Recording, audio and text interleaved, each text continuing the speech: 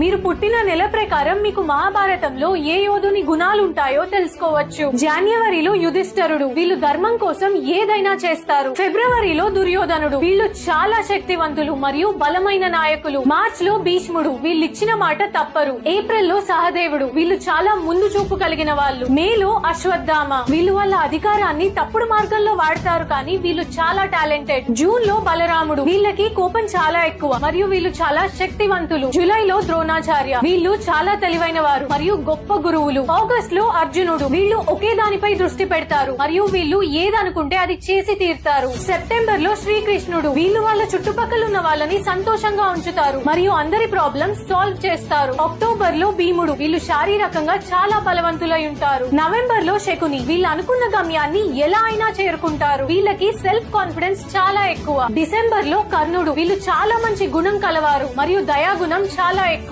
మీ favourite యోధుని month ఉన్న మీ friend కి ఈ మెసేజ్ ని షేర్ చేయండి. Follow for more.